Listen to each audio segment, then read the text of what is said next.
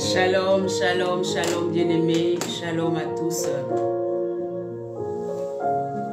Alléluia, shalom, gloire à Jésus.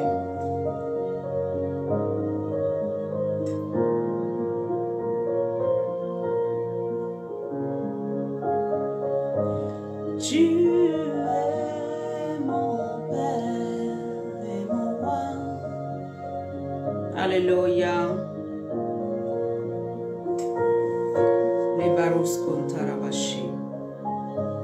Gloria makarabason toloboshi kabaregede. Tu es le roi. Je dis, sois bénie ma chérie. Sois bénie, femme d'amour.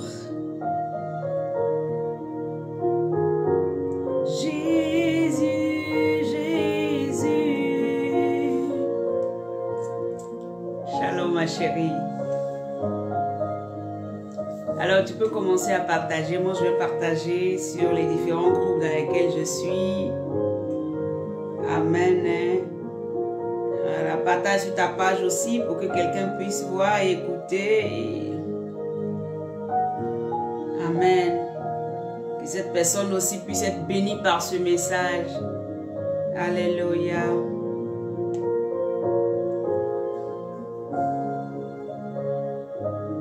Bénissons le roi. Ah, Freya, ça fait un bout. Comment tu vas? Ah, que le Seigneur te bénisse, bien-aimé. Toi béni. Alors, on partage et on va commencer dans 2-3 petites minutes. Alléluia. Que la grâce de Dieu repose. Alléluia. Koraba Santa Baregede. Gloria.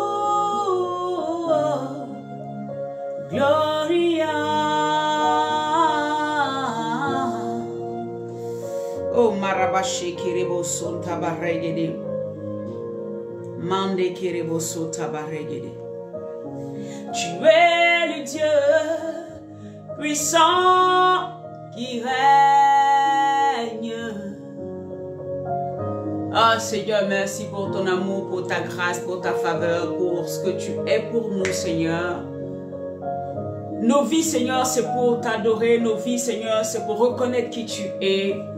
Et nous voulons, Seigneur, que tu continues à nous utiliser. Tu continues, Seigneur, mon Dieu, à nous faire marcher sur ta voie.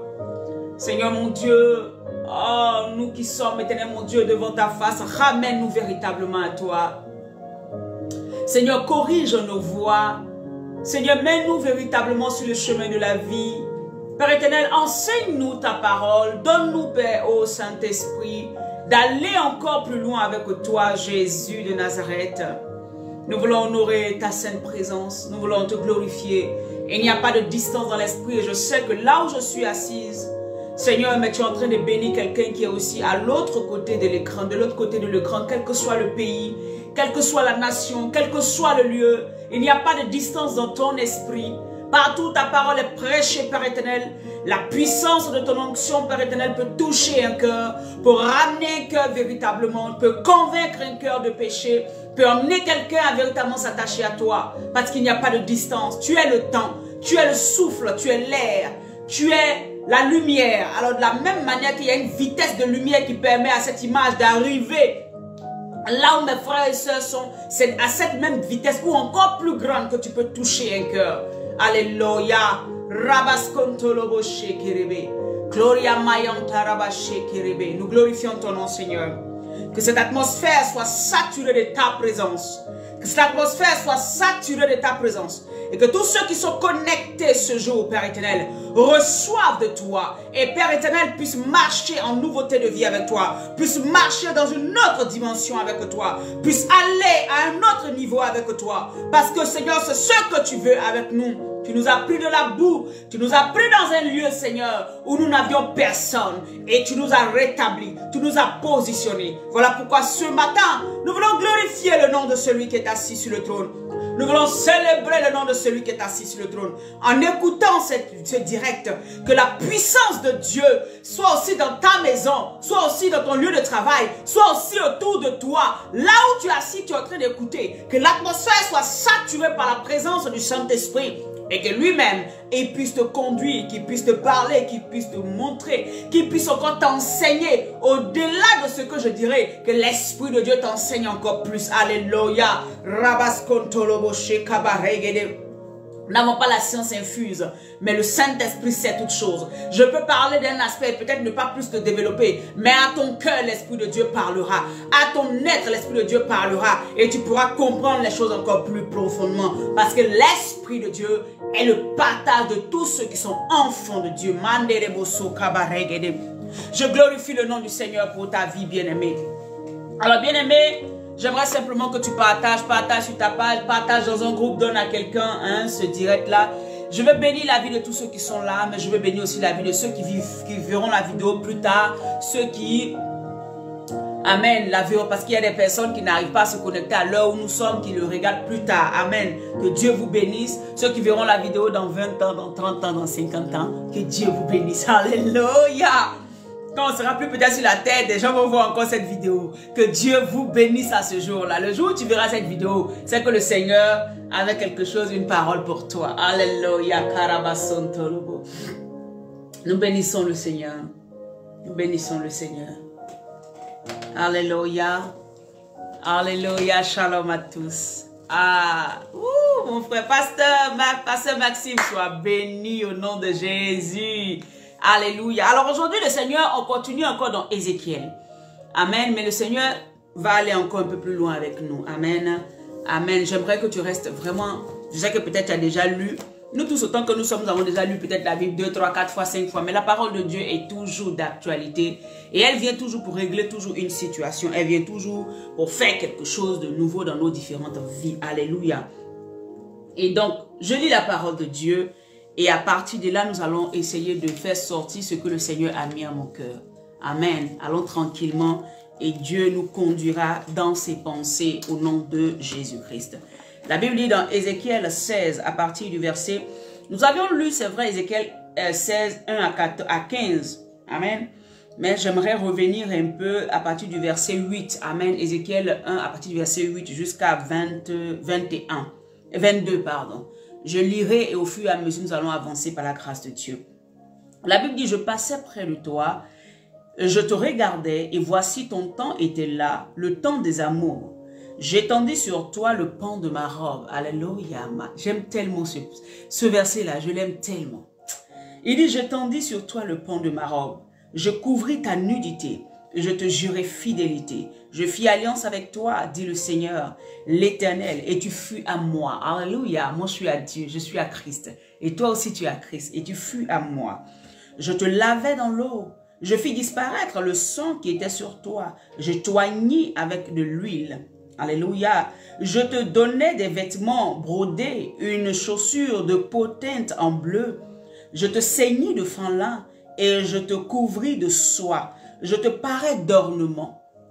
Alléluia. Je mis des bracelets à tes mains, un collier à ton cou. Je mis un anneau à ton nez, des pendants à tes oreilles et une couronne magnifique sur ta tête. Alléluia. Marabasso. Ainsi, tu fus paré d'or et d'argent et tu fus vêtu de fin lin, de soie et d'étoffe brodée. La fleur de farine, le miel et l'huile furent ta nourriture. Alléluia. Fut ta nourriture. Tu étais une beauté accomplie, digne de la royauté. Alléluia. Verset 14. Et ta renommée se répandit parmi les nations à cause de ta beauté, car elle était parfaite, grâce à l'éclat dont je t'avais orné. Dit le Seigneur l'Éternel. Alléluia. Avant de continuer, j'aimerais simplement remettre un peu le contexte des choses. Alléluia. Il faut qu'on comprenne déjà que ici, Ézéchiel 16 parle de Jérusalem qui avait commencé à se prostituer, commencé à faire des choses qui ne glorifiaient pas Dieu. Et Dieu envoya son prophète, alléluia, pour pouvoir parler à ce peuple-là. Mais il y a des aspects dedans que le Seigneur m'avait permis de tirer, amen, pour simplement faire comprendre certaines choses. Quand Dieu vient avec un avertissement, il ne vient pas avec l'avertissement simplement pour tuer. Comme je dis toujours, quand Dieu vient nous parler, c'est parce qu'il veut nous sauver. Quand Dieu vient, amen, nous dit ne fais pas telle chose, c'est parce qu'il veut éviter ce que lui-même il sait déjà. Parce qu'il est le temps. Il est le temps il connaît toutes choses, c'est lui qui a créé toutes choses. Donc quand il te dit ne fais pas telle chose, c'est parce qu'il sait que peut-être dans 20 ans, ce que toi-même tu ignores, dans 20 ans, le plan qu'il a pour toi, si tu poses une action aujourd'hui, cela risque de biaiser demain. Et toi, demain, quand ça va arriver, tu as dit, Seigneur, tu m'as abandonné, alors qu'il ne t'a pas abandonné. C'est pour ça qu'il te disait, ne fais pas telle chose, ne pose pas telle action. Donc, Dieu ne vient jamais nous reprendre. Dieu ne vient jamais nous parler dans l'intention de nous tuer. Son intention première, c'est de pouvoir nous préserver. Son intention première, c'est de pouvoir nous positionner et nous garder. Alléluia. Pour que nous puissions véritablement entrer dans tout ce à quoi il nous a prédestinés. Est-ce que nous comprenons? Donc ici, Jérusalem était tombée dans le paganisme. Jérusalem était tombée dans l'idolâtrie. Jérusalem était tombée, amen, le peuple de Dieu était tombé dans, alléluia, dans la prostitution. Et là, le Seigneur va faire sortir le mot prostitution simplement parce que Jérusalem avait commencé à s'adonner à des orgies, avait commencé à se conformer au siècle, à leur siècle en ce moment-là. Jérusalem avait commencé, le peuple de Dieu, ce peuple-là qui avait été rejeté, qui n'était personne, qui était nu, que Dieu est passé, et je disais ça mardi, c'était tellement beau ce passage, c'est un poème, amen, mais en même temps qui révèle la nature de Dieu, qui révèle comment Dieu nous voit comme son épouse, alléluia, comment Dieu nous voit comme quelqu'un qui avait été rejeté, mais par son amour, il revient nous prendre de là où on nous avait abandonnés. Il dit, Jérusalem, tu es né d'un père Étien et d'une mère, comment on appelle ça, d'un peuple, amen, j'oublie les noms, c'est pas ça le plus important. Et de ce que tu es né là, à partir du moment où tu étais né, personne n'a pris soin de toi. Personne n'a pris le temps même de te laver. Vous voyez, tout ce qu'il a cité, c'est ce qu'on utilisait à ce moment-là pour pouvoir laver les nouveaux-nés. Alléluia. C'est une image en fait. Il dit, personne ne t'a lavé. C'est-à-dire que personne n'a pris soin de toi. Mais moi, j'étais sur mon trône. Et je passais, quand mes yeux passaient au-dessus de la terre, je te vis là où tu étais. Toi, Abraham, je t'ai vu. Alléluia. Parce que on parle de Jérusalem, mais ça commence depuis Abraham, où Dieu s'est choisi un peuple. Dieu s'est choisi une personne. Dieu a commencé l'histoire d'Israël à partir d'une personne. À partir du père d'Abraham, c'est vrai qu'il avait déjà envoyé depuis jusqu'à Charan, qui s'est arrêté. Mais à partir d'Abraham, il va faire maintenant l'alliance. Alléluia.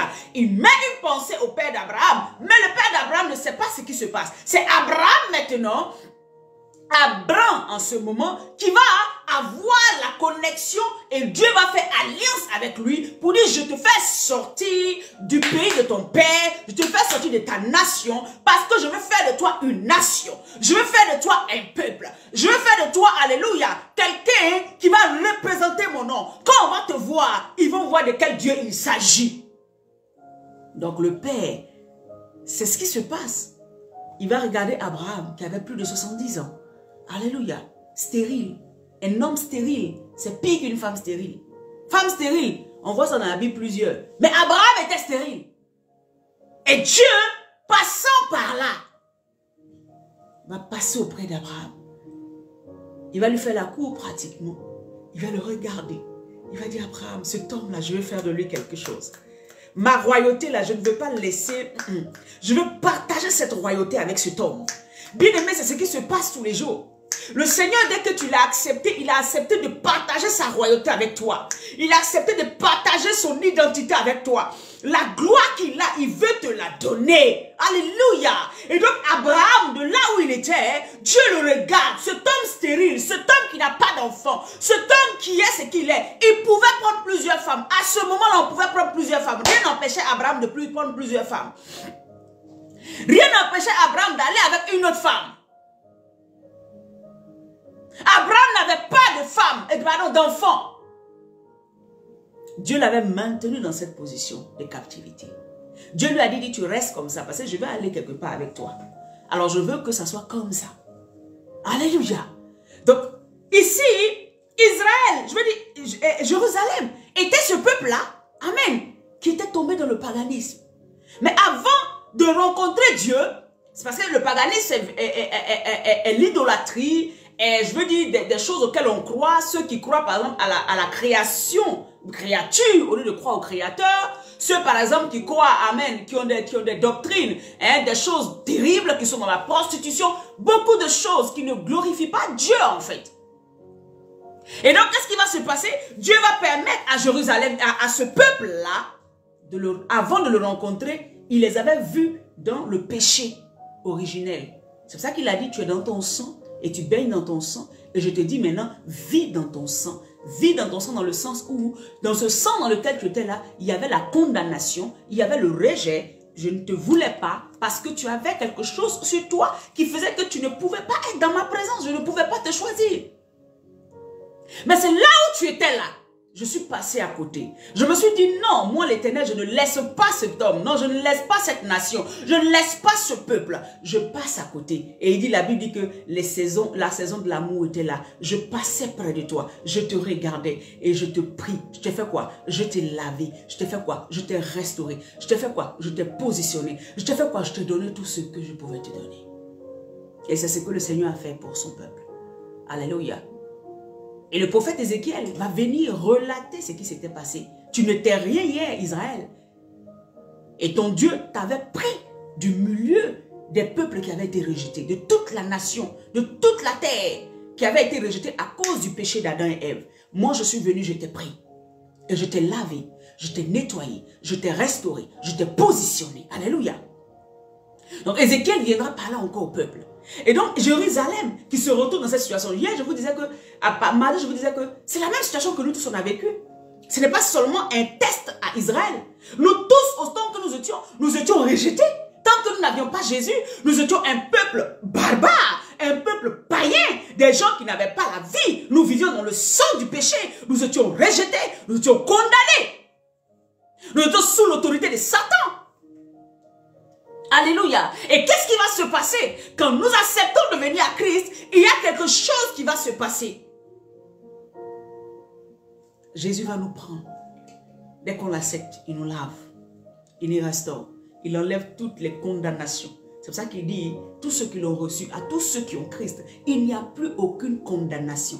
Et là, c'était le cas. Il n'y avait plus de condamnation contre Jérusalem. Parce que Dieu l'avait prise comme son épouse. Il l'avait prise comme son épouse. Celle qui était esclave, il l'avait reprise. Toi, tu étais esclave du péché. Le Seigneur t'a repris. Tu étais esclave du mensonge. Le Seigneur t'a enlevé. Tu étais esclave de l'idolâtrie. Le Seigneur t'a enlevé. Tu étais esclave de beaucoup de choses. Le Seigneur t'a enlevé. C'est la même chose. Alléluia. Et la Bible dit, je fis alliance avec toi. Ici, c'est vrai qu'il parle de l'alliance qu'il a fait avec Abraham et David. Mais il a fait aussi alliance avec nous, le peuple régénéré, le peuple béni, le peuple, les enfants de Dieu, nous les disciples de Christ. Jésus vient refaire alliance avec nous. Il fait alliance avec nous par son sang. J'en parlais mardi, je t'ai de revenir un peu là-dessus pour qu'on avance. Alléluia. Et donc, ce peuple est tombé dans certaines choses. Ils ont même commencé à adorer même les autres dieux. Quand Dieu parle de prostitution ici, il parle pas de je ne parlerai pas de la prostitution physique. Amen. Je veux dire là où une femme a 2, 3 gars, tu vois, ou même un homme part avec plusieurs femmes. C'est pas de ça que je parle. Je veux parler de la prostitution spirituelle. Je veux parler de la prostitution, amen, comment on appelle ça? Comment on appelle ça? Des idées, la prostitution qui se met en nous, amen, dans laquelle le peuple de Dieu peut s'adonner. Là, c'était une prostitution claire. Dans l'idolâtrie, ils ont commencé à adorer les faux dieux. Ils ont commencé à laisser le Dieu qui les avait pris dans la boue, qui les avait pris de là où ils avaient été rejetés. Ils ont commencé à l'abandonner et ils ont commencé à se mettre à adorer Moloch, à adorer les dieux des peuples que Dieu n'avait pas choisis. Ils ont même fait passer leurs enfants, amen, sous comment on appelle ça, au travers du feu. Ils ont même abandonné, ils ont même tué les enfants, sacrifié les enfants. Ils ont commencé à s'accommoder au système des peuples qui étaient autour, alors que eux, ils avaient été choisis. Alors que eux, ils avaient été enlevés du milieu de ce peuple-là. Ils avaient été mis à part. Ils avaient été sanctifiés. Ils avaient été lavés de toute iniquité. Au verset 9, c'est ce qu'il va dire. Tu vois, au verset 9, il dit, je t'ai lavé dans l'eau. Je fis disparaître le sang qui était sur toi.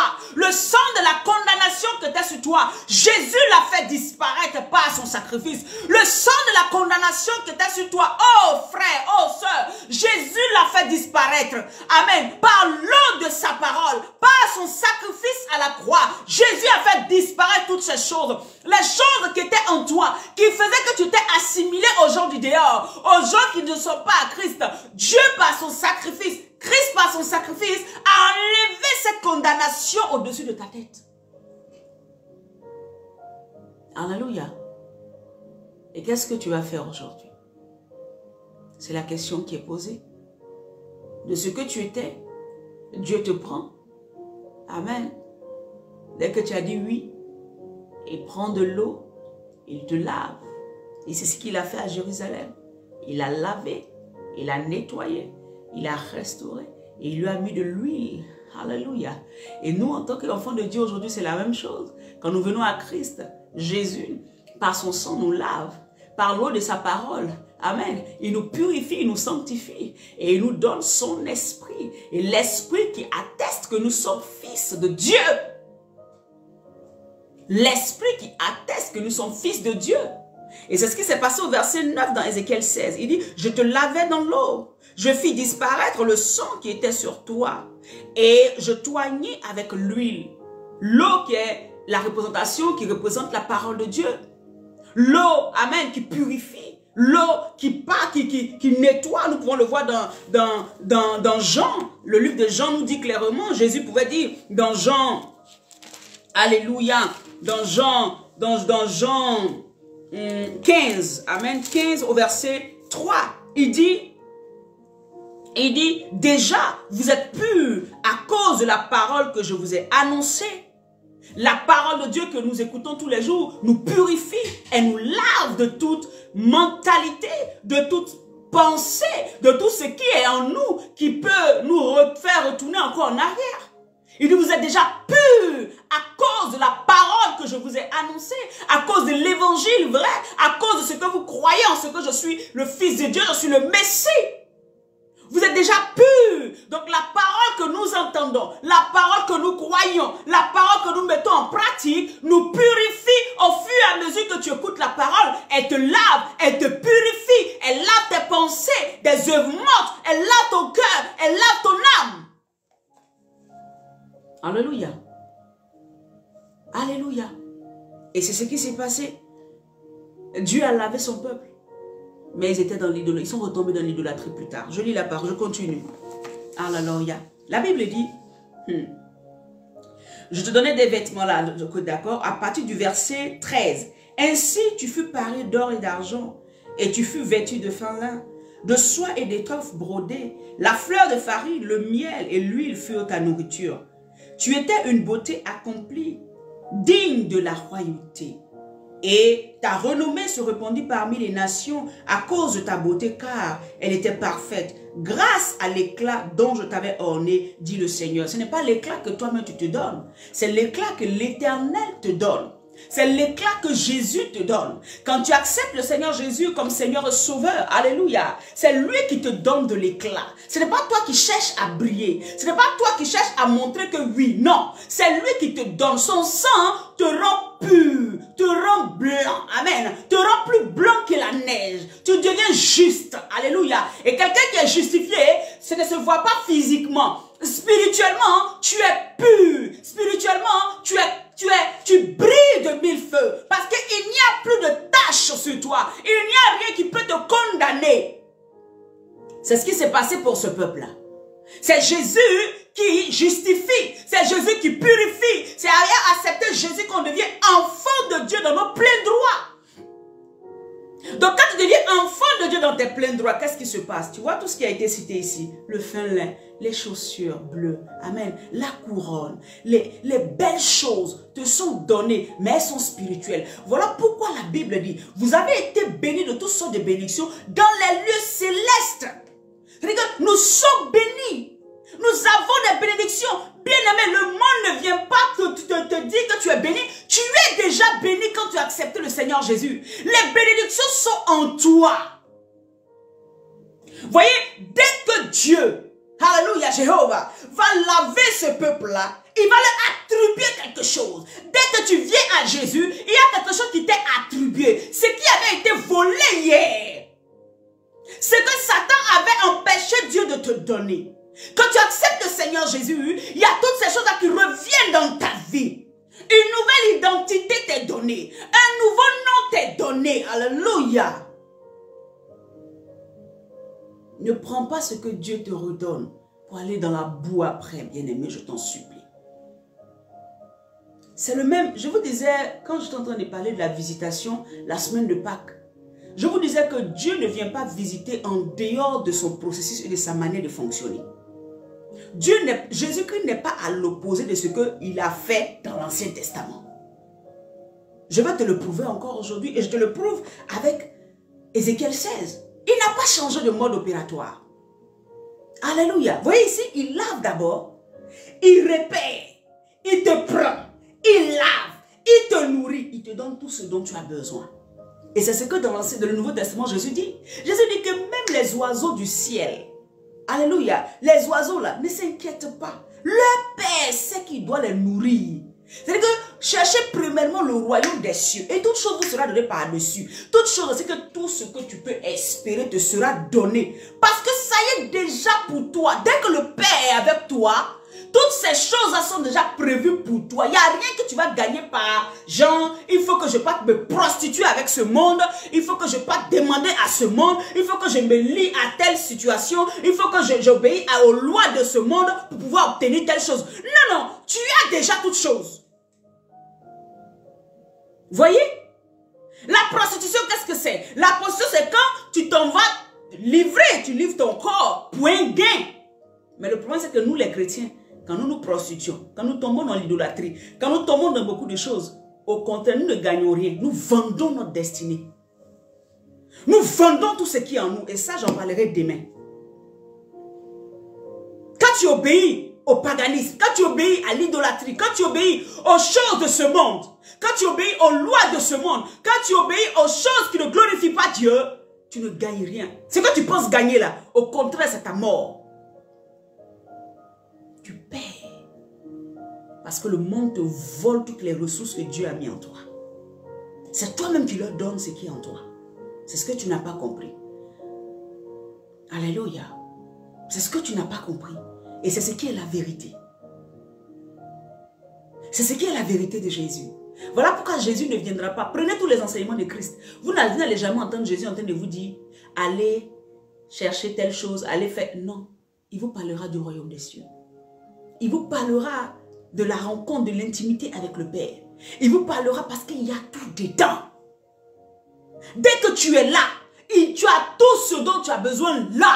La seule chose, reste fidèle. Reste dans la présence de Dieu. Reste à l'écoute de ce Dieu-là pour qu'il puisse les manifester dans ta vie physique maintenant. Alléluia. Au verset 15, il dit, mais tu t'es confié dans ta beauté et tu t'es prostitué. Tu t'es prostitué. Au jour d'aujourd'hui, Jésus est venu te sauver. Il t'a ramené à lui. Et tu oublies ce que Dieu a fait pour toi. Tu oublies d'où il t'avait sorti. Et tu retombes dans des choses qui ne glorifient pas Dieu. C'est ça qui est la prostitution. Les choses que tu avais abandonnées quand tu es né de nouveau. Quand tu as accepté le Seigneur Jésus comme Seigneur et Sauveur. Tu avais abandonné tout ce qui ne glorifiait pas Dieu. Tu avais abandonné la fornication. Tu avais abandonné, en tout cas, celui qui est né de nouveau.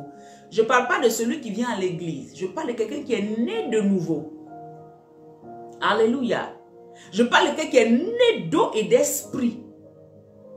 Quand tu es réellement né de nouveau, tu as accepté le Seigneur Jésus, la conviction du péché était rentrée en toi.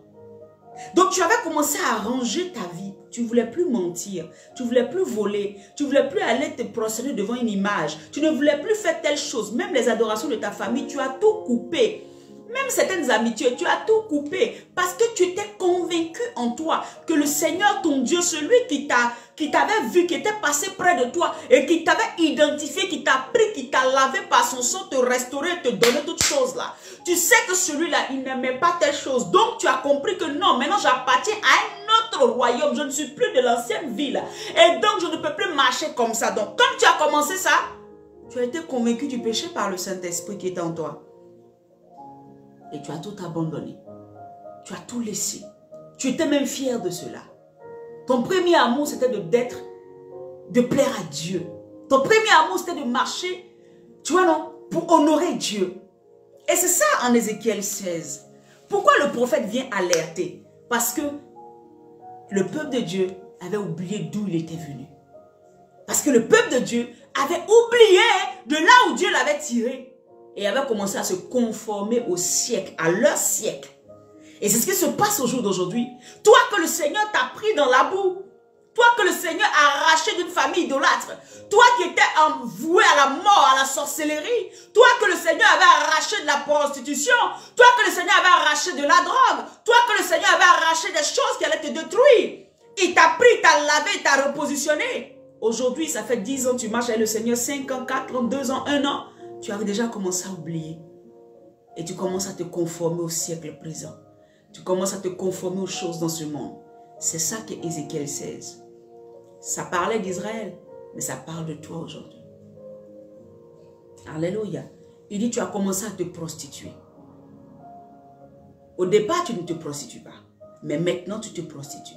Maintenant, tu commences à aimer les choses que tu détestais hier. Maintenant, tu commences à laisser ton cœur être pris en otage par les choses de ce monde. Par ce que Satan te propose. Tu comprends? La Bible dit, et la faveur de ton nom. Il dit, mais tu t'es confié dans ta beauté. Et tu t'es prostitué. Tu t'es dit, je suis enfant de Dieu. Moi, là, rien ne peut m'arriver. Est-ce que vous savez qu'il y a des gens qui sont volés? Et puis ils disent, parce qu'ils sont enfants de Dieu, Dieu ne leur fera pas de... Et rien ne va leur arriver.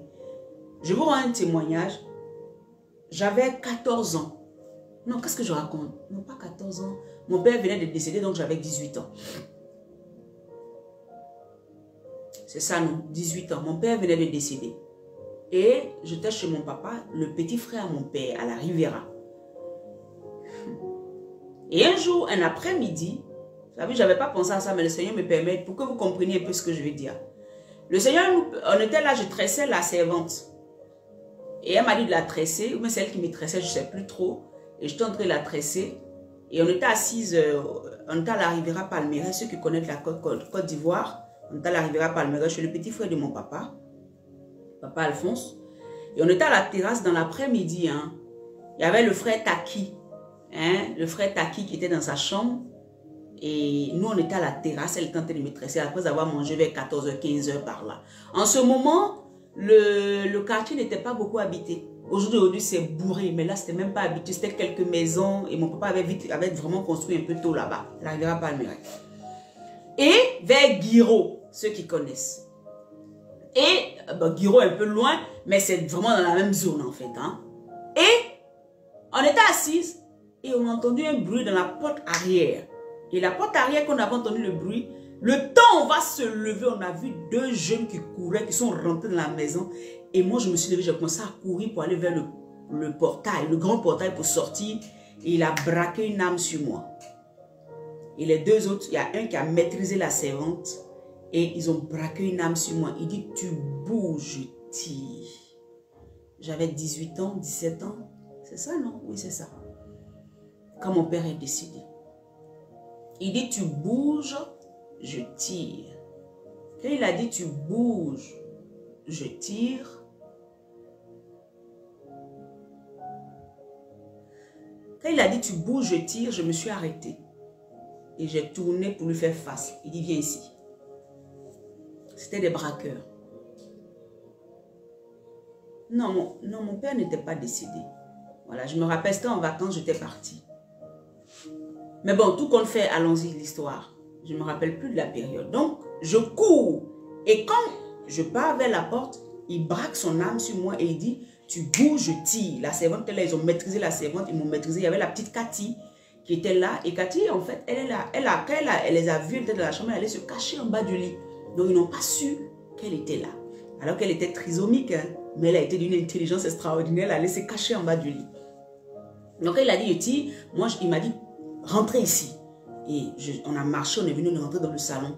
Ils ont pris les éponges, les fils, ils sont entrés dans la chambre, ils ont vu Taki, le frère Taki. Ils l'ont aussi maîtrisé, ils nous ont ramené tout au salon et ils nous ont attaché, mon papa et sa femme et ma maman Claudine, ils étaient allés, comment on appelle ça, au travail, chacun était allé au travail. Et nous, on était à la maison. Donc, ils nous ont ligotés hein, sur le ventre, ils ont pris les deux mains, les deux pieds ligotés comme ça. Moi, j'étais sur le ventre et la servante, ils l'ont prise, entrée dans la chambre pour lui dire, elle n'a qu'à montrer où mes parents avaient mis les biens et tout ça. Donc la servante était là-bas, elle a montré et ils ont pris l'argent parce que mes parents étaient diacres, ils sont toujours, en tout cas anciens maintenant, mais ils étaient diacres en ce moment à l'église Assemblée de Dieu de la Riviera Palmeraie. Donc ils ont ramassé tout ce qui est l'argent de l'église, les bijoux de ma maman là-haut. J'ai dit tout ce qui était argent, tout ce qui était bien, ils ont ramassé la chaîne IFI, les trucs, ils ont pris les valises, ils ont ramassé les choses. Et le frère Taki était là, il était attaché, il a dit, frère, est-ce que vous connaissez le Seigneur Jésus? Il y a un qui a dit, je connais Jésus, voici mon Nouveau Testament. Est-ce que vous pouvez croire ça?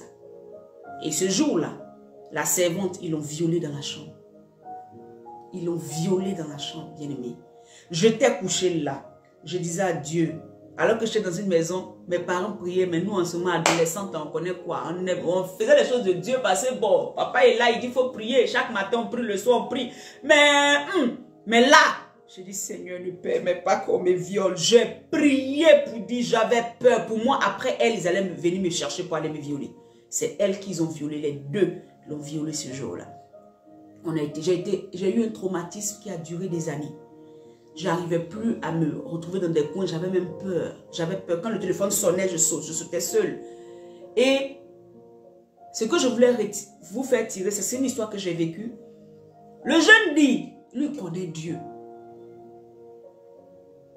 Il dit, il connaît Dieu. Le frère Taki a voulu lui parler de Dieu là. Il dit, lui connaît Dieu. Et ils sont sortis, ils sont partis. Ils ont sauté la clôture par derrière, ils sont partis. On est resté attachés là. On ne sait pas s'ils sont partis ou ils sont là. C'est Cathy, la petite, qui n'a plus entendu de bruit, qui est sortie. Et puis on dit, Cathy, va prendre le couteau, va prendre le couteau. Elle a pris le couteau, elle est venue. Taki a essayé de se détacher. Il nous a détachés, nous tous. La servante avait été violée. On a appelé, on est sorti s'arrêter dehors. On a appelé nos parents, ils sont venus du travail. Et puis bon, voilà, la suite des événements s'est passée. Regardez cet homme-là qui se disait enfant de Dieu, qui avait son Nouveau Testament. Il y a des gens, bien aimés, qui se disent parce qu'ils sont chrétiens, ils peuvent aller voler, ils peuvent aller tricher, ils peuvent aller faire n'importe quoi. Et que rien ne va leur arriver. Ils ont le droit, parce qu'ils sont enfants de Dieu. C'est ce qui se passait ici. Dieu finit de te donner toute sa valeur, te donner toute sa puissance, te donner toute son autorité, son approbation. Tu prends ça pour aller faire les œuvres du diable avec. Tu prends ça pour aller travailler pour l'ennemi. Tu prends ça pour aller te mettre avec les gens qui, je dis, vilipendent le nom de Dieu. Ils se prostituent avec. Ils ont l'identité d'enfant de Dieu, mais ils font des choses qui n'ont rien à voir. Ils s'adonnent à des choses qui n'ont rien à voir. Ils s'adonnent à des pratiques qui sont contraires à celui qu'ils disent, à celui à qui ils disent appartenir. C'est ça la prostitution. Tu te dis chrétien, mais tu continues à faire des choses qui ne glorifient pas Dieu, qui ne sont pas dans la manière de fonctionner de ton Dieu. C'est de la prostitution. Mais cette prostitution-là, tu penses gagner avec ça. Mais le problème, tu es en train de vendre ton identité. Tu vends toutes les richesses que Dieu a mis en toi. Tu vends tout. Parce que chaque fois que tu tombes dans ce genre de choses-là, tu lâches quelque chose là-bas. Puisque tu es allé dans un camp qui n'est pas le tien. Tu ne peux pas aller là-bas et puis ressortir cadeau. Non. Le monde est divisé en deux. Soit tu es dans le monde de la lumière ou le monde dans les ténèbres. Donc quand tu prends ton identité d'enfant de Dieu, que tu rentres dans les ténèbres, tu leur laisses quelque chose. Ils te volent quelque chose. Toi tu penses que tu gagnes. Puisque c'est dans les ténèbres que tu vois de grosses voitures luxueuses. C'est là-bas que tu vois toutes ces choses-là. Tu penses que non, si je vais copiner avec eux, je vais gagner. Non, tu laisses quelque chose. Tu laisses ton étoile. Tu laisses ta destinée là-bas. Tu laisses l'avenir de tes enfants là-bas. Tu laisses ce que Dieu veut faire dans 20 ans avec toi, ce que tu ne sais même pas. Tu leur laisses ça là-bas. En traficotant avec eux, en allant te mettre avec eux, tu leur vends. Sans que toi-même tu ne saches spirituellement là, tu vends ta destinée. Eux, ils ne savaient pas qu'ils étaient rentrés dans la maison des véritables serviteurs de Dieu. Quelque temps après, on avait dit qu'ils avaient comme ça braqué dans plusieurs endroits. Même pas 6 mois, 7 mois. On a vu dans le journal, je crois qu'ils ont été tués, mais ils ont été arrêtés. Ces gens-là. Tu vois? Et ce jeune-là, il va se retrouver où? En prison. S'il ne meurt pas en prison, s'il ressort demain, ces années qu'il a perdues là, c'était quoi? C'est Satan qui lui a volé tout ça le jour qu'il avait accepté de copiner avec Satan. Le jour qu'il avait accepté de faire ce que Satan lui disait de faire. Il venait de vendre des années de sa vie sans que lui ne sache. Parce qu'il va aller en prison peut-être pour 10 ans, pour 15 ans. Vous voyez? Il venait de vendre. Peut-être que Dieu avait décidé que lui là, voilà le projet que j'ai pour lui. Il venait de vendre sa destinée. Vendre le temps même que Dieu lui avait donné. Souvent quand tu penses gagner du temps, tu es en train de perdre ton temps. Tu penses gagner du temps en allant copiner avec le diable. Tu perds le temps que Dieu a pour toi. C'est de la prostitution. Il dit, mais tu t'es confié dans ta beauté et tu t'es prostitué à la faveur de ton nom, à la faveur du nom de Dieu. Il y en a qui prennent même le nom de Dieu pour voler les fidèles. Il y en a qui prennent le nom de Dieu pour voler les enfants, les gens dans la ville, dans les coins. Ils font église, ils prennent le nom de Dieu, puis ils volent ça. À la faveur de ton nom. Parce que quand les gens entendent le nom de Dieu sur toi, quand ils voient le nom de Jésus sur toi, ils te donnent la crédibilité tout de suite. Tu utilises ça pour travailler, pour prostituer, pour voler, pour faire du mal. Ce passage, il est fort. Hein? Et beaucoup d'entre nous, c'est comme ça. Dieu nous a lavé, nous a restauré, nous a positionné, nous a tout donné. Nous-mêmes, on s'en va vendre notre avenir en copinant avec l'ennemi. Est-ce que tu peux revenir sur le chemin de la vie? Est-ce que tu peux revenir sur le chemin de la vie? C'est pas trop tard. Tout ce qui t'a été volé, le Seigneur peut te le restituer, te le redonner. Tout ce que tu as perdu en allant copiner avec des gens qui ne sont pas à la gloire de Dieu, le Seigneur peut te le donner. Alléluia. Le Seigneur peut te repositionner. Il dit, tu as prodigué tes prostitutions à tous les passants. Tu t'es livré à eux, tous les passants. Et que tout ce que tu as trouvé comme, oui, je suis enfant de Dieu, donc je peux rentrer dans tout. Tu as pris de tes vêtements, c'est-à-dire que les vêtements que Dieu t'a donné, la gloire que Dieu t'avait donnée, les vêtements pour couvrir ta nudité que Dieu t'avait donnée.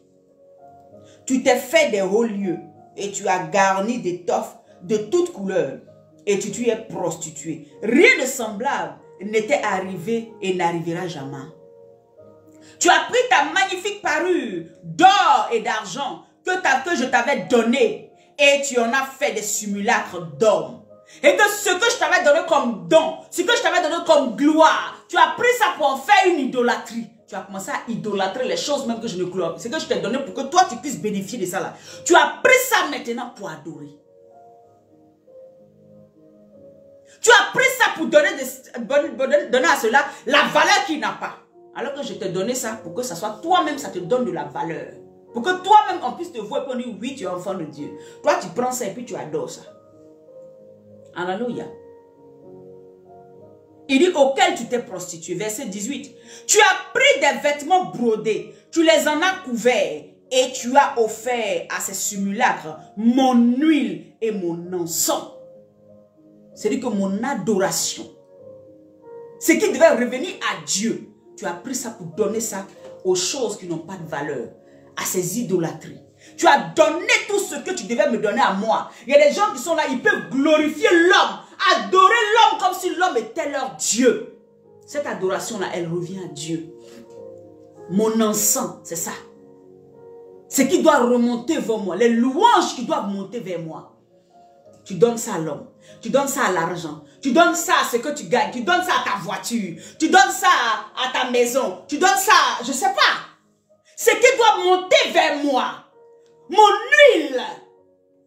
Mon encens.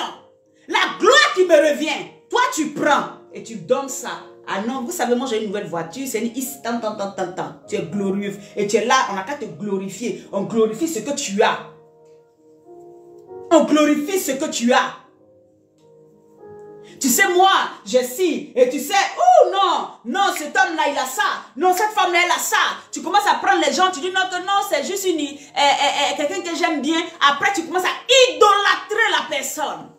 La personne mange avec main gauche, tu commences à manger main gauche. La personne prend son doigt pour faire quoi, tu commences à faire comme ça. La personne fait comme si tu idolâtres. Ce qui revient à Dieu, tu donnes ça à l'homme, tu donnes son objet.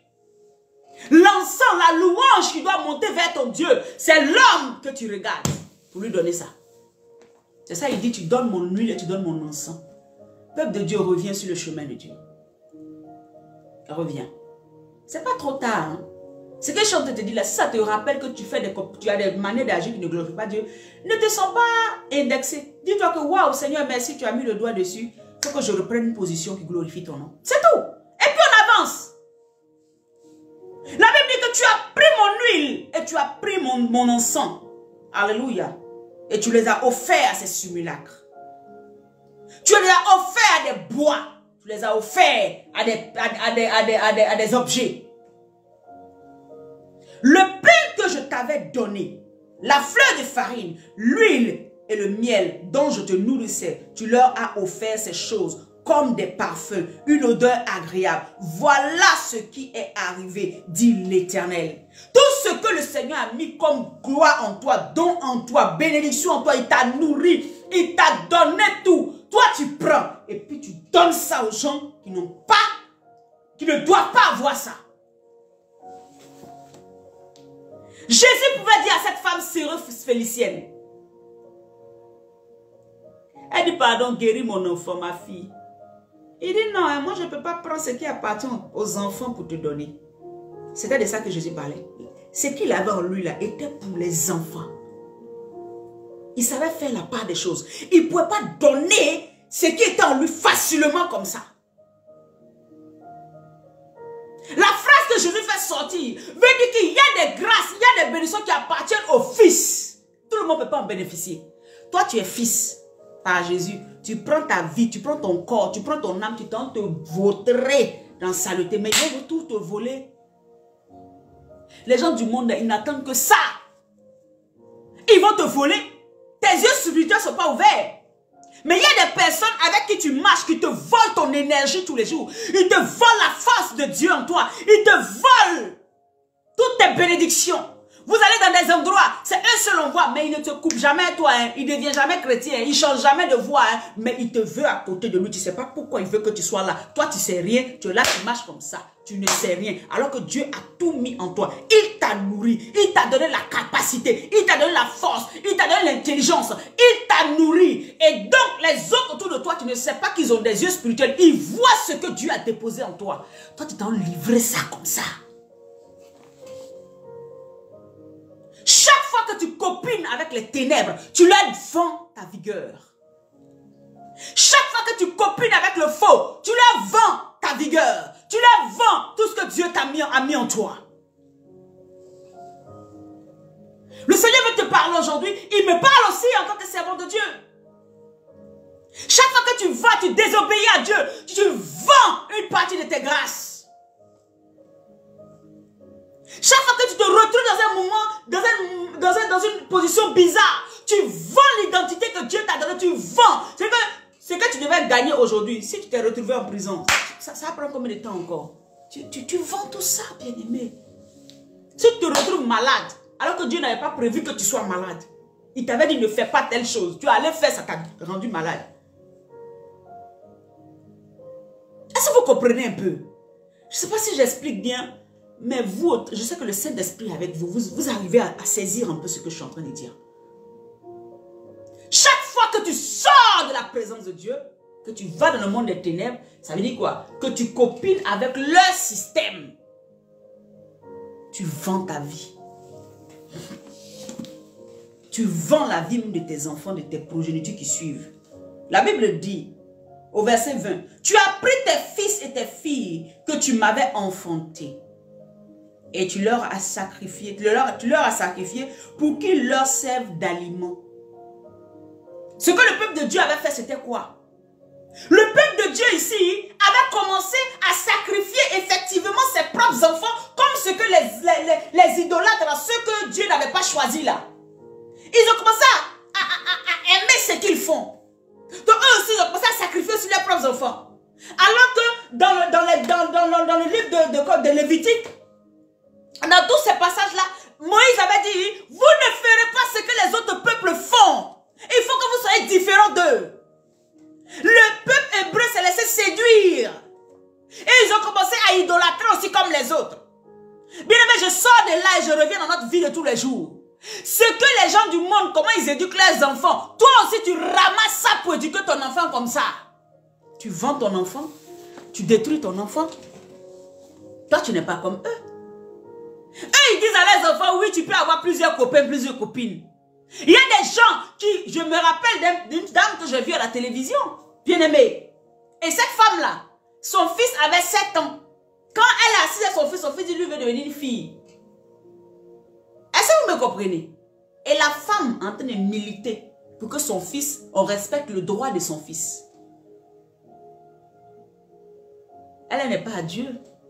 Elle est un instrument de Satan pour pervertir plusieurs. Et toi, enfant de Dieu, qui connais les valeurs de ton Dieu, qui connais ce qu'il faut faire pour que ton enfant marche dans la droiture, lui qui t'a dit que la verge ne se loigne pas de l'enfant, lui qui t'a dit éduque l'enfant, lui qui t'a dit il faut faire ce qu'il faut quand il est petit pour qu'il grandisse avec cette connaissance-là. Toi, tu éduques ton enfant selon les thèmes de ce monde. Et tu seras étonné demain que ton enfant se rebelle contre Jésus. Tu seras étonné demain que ton enfant, celui que tu as enfanté, qui devait être la postérité de Christ, qui devait être ceux-là qui vont emmener l'évangile après toi, qui devait propager. C'est comme si c'est une génération que Dieu a sauvée. Donc nos enfants-là sont aussi à lui. Toi, tu n'éduques pas l'enfant comme il faut. Toi qui ne donnes pas les valeurs comme il faut à l'enfant, tu laisses l'enfant grandir comme mouton. Tu ne lui donnes pas des règles et des choses à suivre. Tu ne l'éduques pas avec la parole. C'est-à-dire que tu le vends tous les jours. Chaque fois que tu prends la mentalité du monde, que tu impliques ça à ton enfant, tu vends ton enfant. Tu sacrifies ton enfant sur l'autel de Satan.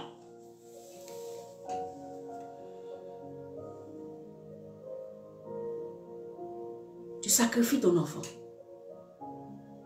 Il dit des enfants qui m'appartenaient. Parce que quand Jésus a pris, quand Dieu a pris ce peuple-là, l'alliance est jusqu'à ce qu'il revienne. Donc, d'enfants, c'est ça qu'il a dit, vous enseignerez mes préceptes à vos enfants, de génération en génération, pour que ça perdure. Donc, Dieu, quand il fait une alliance, ce n'est pas seulement avec toi. Il regarde aussi tes enfants. Toi, tu es chrétienne, hein? Mais tu n'as pas dit à ton enfant qu'il faut prier. Tu n'as pas amené ton enfant à aimer les choses de Dieu. Tu n'as pas amené ton enfant parce que dehors est déjà pourri. Et toi, tu laisses l'enfant vivre avec le système de dehors. Il ramène ça dans ta maison. Et tu acceptes. Mais bien aimé, tu es en train de sacrifier ton enfant tous les jours. Et le Seigneur a mal parce que tu n'éduques pas l'enfant pour que l'enfant garde les préceptes qu'il t'a toi-même donnés. De la manière qu'il t'avait ramassé dans la boue. Il veut que tu... Et il t'a lavé, il t'a nettoyé. Il veut que tu continues à faire cette... Tu sais d'où tu es venu? Tu sais du monde dans lequel tu as été enlevé? Est-ce que toi tu veux que tes enfants vivent ça? Pourquoi tu les laisses te ramener tout et n'importe quoi? C'est le temps pour toi de parler. C'est le temps pour toi de rééduquer tes enfants. C'est le temps pour toi de les enlever sur l'autel de Satan. Parce que tu les as livrés à Satan. En les laissant faire ce qu'ils veulent. En les laissant dire ce qu'ils veulent. En les laissant croire ce qu'ils veulent. Tu les as livrés à Satan. Demain, ils vont faire ce que tu n'imagines pas. Ne pense pas que non. C'est comme ça le monde là. Donc moi, mes enfants là, moi, je sais que Dieu va les sauver. Donc, Dieu va les sauver. Donc toi, tu n'as rien à faire. Il faut leur dire. Il faut leur parler. Il faut les envoyer à aimer Dieu. Il faut les envoyer à prier. Il faut les envoyer à connaître les règles de ce qui est dans le royaume. Parce que tu dois laisser un héritage à tes enfants. L'héritage que tu dois laisser, ce n'est pas la maison. Ce n'est pas les richesses. L'héritage spirituel. L'alliance que Dieu a fait avec toi, c'est ce que tu dois laisser à tes enfants. Tu dois laisser cette alliance. Ne sacrifie pas tes enfants sur l'autel de Baal. Ne sacrifie pas tes enfants, alléluia, sur l'autel de Satan.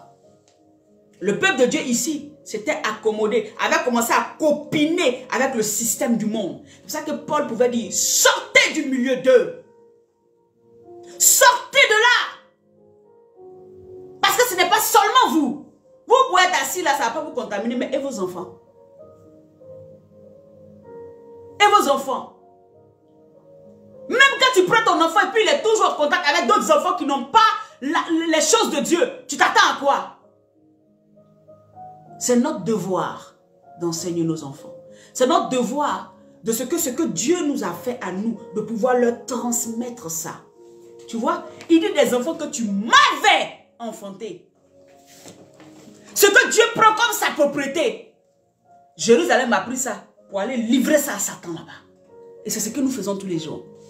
Nous sommes chrétiens, mais nos enfants, pas de pression. On ne leur parle pas. Non, laissez. Vous savez les enfants, on ne leur dit rien. Et ci, et ça. On n'a pas dit de crier ton enfant. On n'a pas dit de le battre. Mais il faut qu'il sache que dans la maison où il est né, la famille à laquelle il appartient a un Dieu. La famille à laquelle il appartient a un Dieu. A une alliance avec un Dieu. Et son Dieu, c'est Jésus. Il faut qu'il le sache.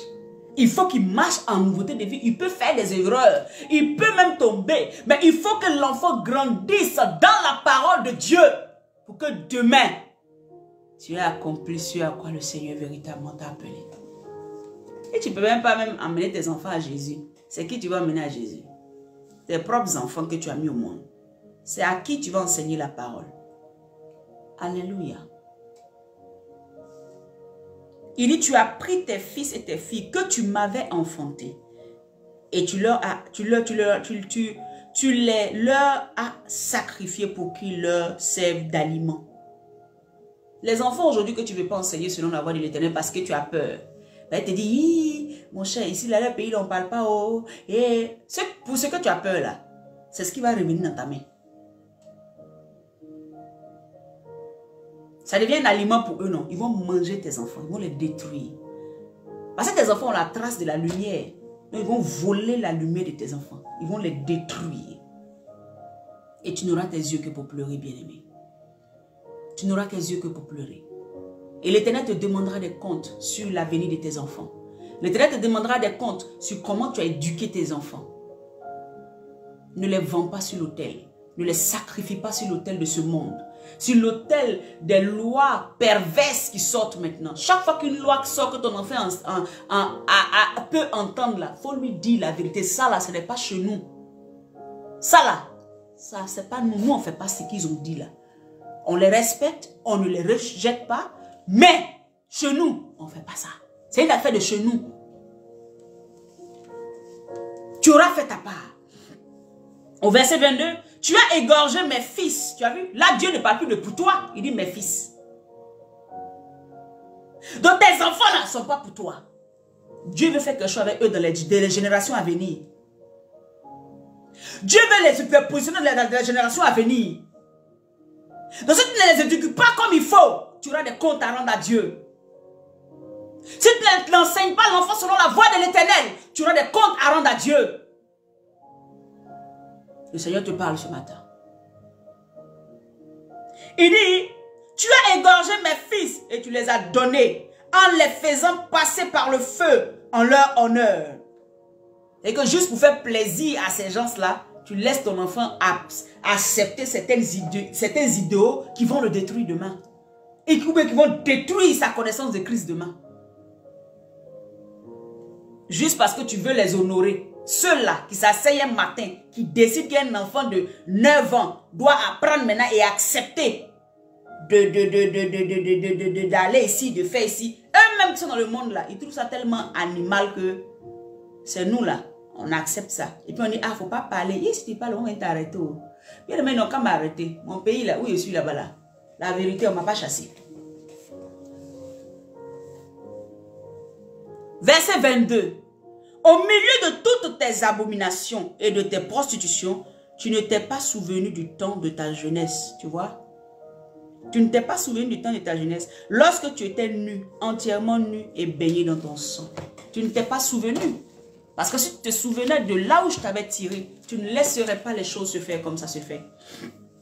Je t'avais lavé, je t'ai passé près de toi, je t'avais retiré de là où tu étais tombé. Souviens-toi de cela. Même ça fait 20 ans que je l'ai fait. Souviens-toi. Même ça fait 30 ans que l'Éternel t'avait déjà sauvé. Souviens-toi de cela. N'oublie pas quand Dieu t'avait rencontré. N'oublie pas quand il t'avait ramené à lui. N'oublie jamais cela. Alléluia. Et reviens sur le chemin de la vie. Reviens alléluia, de toutes ces postures dans lesquelles tu es tombé. Reviens de là où tu étais tombé. Il ne te rejette pas, mais il vient t'avertir pour te dire reviens. Parce que là, à la vérité, ce n'est pas toi seul. Tes enfants aussi font partie. La descendance de demain, à partir de toi, là, il y a une génération tout entière avec laquelle Dieu a fait alliance. Jusqu'à ce qu'ils reviennent. Tout cela, Dieu a fait alliance avec eux à partir de toi. Donc tu dois revenir véritablement. Amen. Tu ne vois peut-être pas les biens que Dieu a mis en toi, mais je veux te dire que tout ce que tu ne peux pas imaginer, tu l'as déjà en Christ.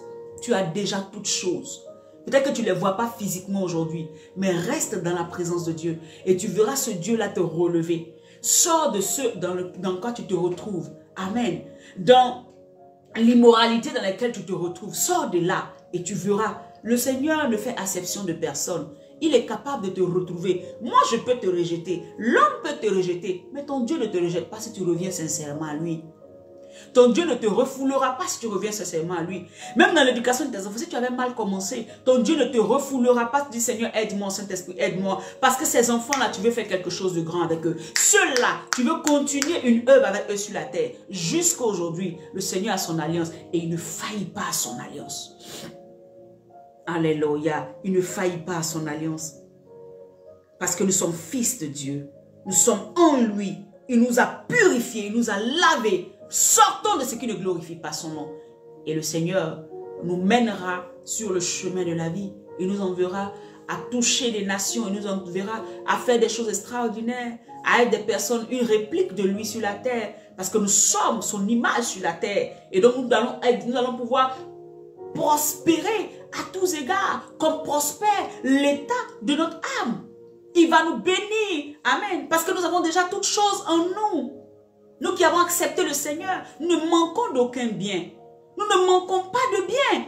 Tout est là. Le problème, c'est que nous sommes, Satan a tellement pris nos yeux, nous sommes envieux. Et quand nous regardons les choses autour de nous, ah, si lui est là, ça, je veux ça. Ah, si celle-là est là, ça, je veux ça. Et nous allons nous prostituer pour avoir certaines choses. Bien, mais tout ce que tu te prostitues, tout ce que tu te vas faire dans le monde, amen, pensant que tu gagnes du temps, tu perds du temps, tu détruis ta vie et tu y laisses ta destinée.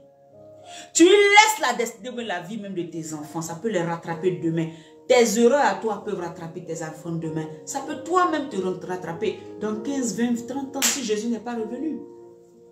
Voilà pourquoi Ézéchiel viendra parler au peuple d'Israël. Pour leur dire, voilà. Et ce test-là, je reviens pour te dire que c'est aussi d'actualité pour nous aujourd'hui. Parce que Dieu nous a pris. Il nous a lavé de tout ce péché adamique. Il nous a restaurés. Il nous a donné toutes choses. Il nous a parés. Il a fait de nous un sacerdoce royal, une nation sainte. Il nous a les positionnés. Il nous a donné toutes choses, la domination, la supériorité sur toutes les œuvres des ténèbres. Il nous a donné de pouvoir marcher sur les serpents, sur les scorpions. On a tout. Et donc, on ne peut pas se retrouver de l'autre côté. Ils vont nous voler toute cette puissance. Voilà pourquoi certains qui marchent avec puissance avec Dieu, dès qu'ils tombent dans certains péchés, la puissance part, Satan leur vole et il leur donne maintenant un esprit de séduction. Il continue à faire des miracles, mais dans la sorcellerie, dans les choses qui ne glorifient pas Dieu. Et il reste dans le péché parce que quand tu as le Saint-Esprit, il te convainc du péché, bien-aimé. Si jusqu'aujourd'hui, l'huile est sur ta tête et tu n'es pas convaincu du péché, ça veut dire que le Saint-Esprit n'est pas là. C'est un autre esprit qui t'utilise. L'Esprit de Dieu convainc du péché. L'huile qui coule convainc du péché. L'huile que l'Éternel a fait couler sur ta vie, sur ton âme, convainc du péché. Ça fait que toi-même, souvent, tu es assis, tu finis de dire un mot et puis tu dis, hey, Seigneur, pardonne-moi. Automatiquement, tu n'as pas besoin que quelqu'un soit là. Moi, ça m'arrive. Tu dis, ah, quittez là-bas, vous me fatiguez. Après, il dit, hey, Seigneur, pardonne-moi. C'est ça. Pourquoi? Parce que le Saint-Esprit me rappelle tout ce que j'ai mal fait. Toi, tu es comme moi et puis l'Esprit de Dieu te parle tout le jour et puis tu n'entends pas. Il est fatigué. C'est lui qu'il est parti. Parce que s'il n'arrive plus à te parler et puis tu penses que tu fais bien, c'est qu'il n'est plus là. Qui est là à la place? Réponds à cette question. Qui est là? C'est celui qui est là qui convainc du péché. Tu as parlé jusqu'à maintenant, ton péché n'est plus péché pour toi, est normal. Qui est là en ce moment? Parce que la Bible dit l'Esprit de Dieu convainc du péché. Donc, qui est là? Si jusqu'aujourd'hui tu vis dedans et puis tu trouves que c'est normal, qui est là? Sur ce, bien-aimé, j'aimerais te laisser. Demain, nous allons continuer Alléluia. Que la grâce de Dieu repose sur toi. Là où tu es, je vais prier maintenant. Que le Saint-Esprit vienne encore te retirer de là où tu étais tombé. Que le Saint-Esprit te relève. Que le Saint-Esprit t'aide à éduquer les enfants qu'il va te donner. Que le Saint-Esprit, tu comprennes qu'en fait, avec Dieu, ce n'est pas une question de moi, de ma limite à toi seul. Non. Il veut toi-même, mais il veut tes enfants, les générations après toi. Il veut les utiliser. Il ne veut pas se limiter qu'à toi.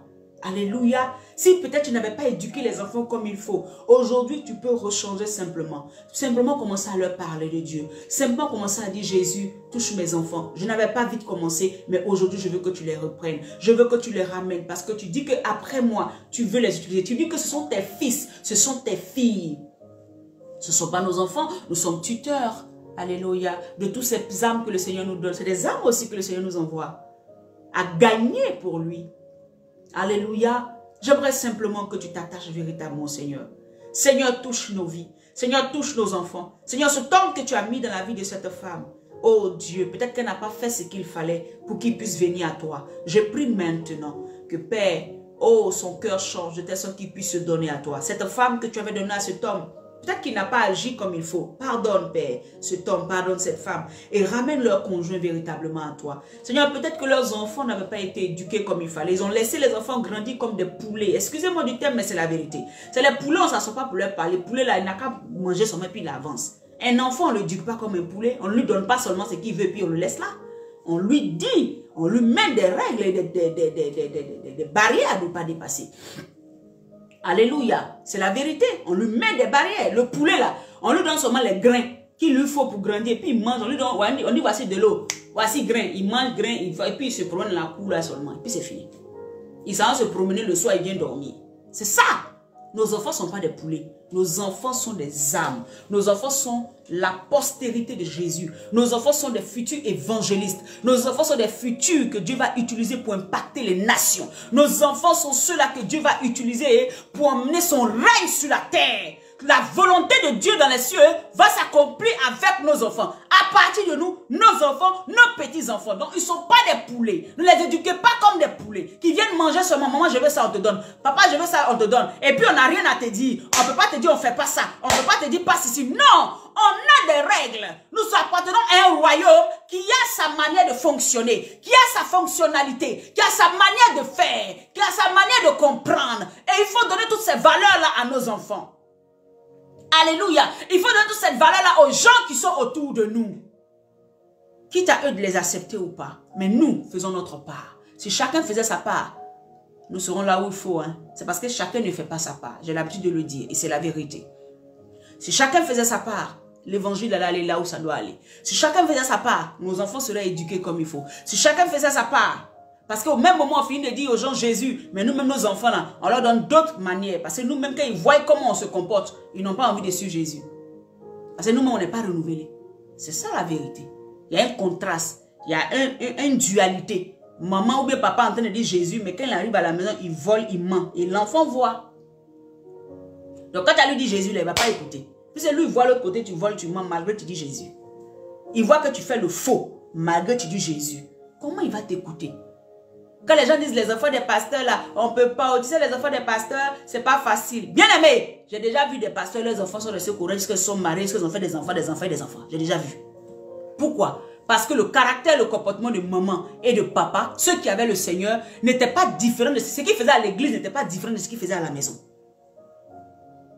Dans la vie de tous les jours, les enfants ont vu le caractère de Christ en leurs parents. Ça fait que même quand l'enfant a trébuché, il s'est relevé, il a compris que c'est la manière de suivre. Est-ce que vous me comprenez? Donc ne rentrez pas dans cette mentalité de, vous savez les enfants des pasteurs, ils mettent les enfants des hommes de Dieu là, c'est pas facile. C'est pas vrai. Moi je ne crois pas en ça. Mais quand tu es à la maison, tu n'as pas manifesté ce que Dieu dit. Si les enfants tu les as eu avant d'être en Christ, c'est normal, ils ne te connaissaient pas, ils t'avaient vu dans un système. Mais l'enfant est né devant toi, tu étais en Christ et puis l'enfant a déraillé. Soit l'ennemi l'a fait dérailler, mais ne dis pas que c'est parce que c'est l'enfant du pasteur, il doit devenir comme ça. Je ne suis pas d'accord avec ça. Je ne suis pas d'accord. Si tu as bien mis les bases, la parole de Dieu n'est pas une parole qui ment. Si les bases de la parole sont ancrées dans l'enfant, l'enfant grandira et il se souviendra que l'Éternel est son Dieu. Et il reviendra à ce Dieu-là. Alléluia. Que Dieu te bénisse. Je prie que la grâce de Dieu repose sur toi. Nous retrouvons demain à midi, pour Jésus. Ne manque pas ce moment. Invite quelqu'un. Fais l'œuvre de l'évangéliste pour que simplement nous puissions nous bâtir ensemble. Tout ce que je t'ai dit tout à l'heure là, c'est aussi pour moi. C'est aussi pour mon fils qui est là actuellement en vacances. Il n'est pas au centre de loisirs. C'est ça. Quand il s'est levé ce matin, maman Jésus, je dis oui. Ah, moi je ne veux pas. Pourquoi? Parce que lui veut regarder des dessins animés. Je lui ai dit Jésus c'est ton meilleur ami. Jésus est le seul qui t'aime. Il ne comprend pas peut-être bien, mais moi je ferai ma part. Je l'enseigne dedans. Je mets, comme on appelle le dessin animé là, Superbook, pour qu'il déjà, il a 4 ans, pour qu'il commence déjà à écouter. Là aujourd'hui il me disait, maman Gédéon, je dis oui. Gédéon n'était rien, mais Jésus l'a positionné, Jésus l'a nettoyé, Jésus lui a donné une force surnaturelle pour combattre. Peut-être qu'il ne me comprend pas comme il faut, mais je me dois, l'enfant que Dieu m'a confié, de lui donner les valeurs de son Père. Pas mes valeurs, les valeurs du royaume. Nous devons donner les valeurs de... Il dit, mon enfant, lisez Ézéchiel tout de suite, il a dit quoi? Les enfants que tu m'avais enfantés. Je me dois de pouvoir donner les valeurs du Père, pas mes valeurs. Les valeurs du Père à ces enfants-là pour qu'ils grandissent avec. Que Dieu te bénisse. Shalom chez toi. À demain. La grâce de Dieu. Que Dieu te bénisse.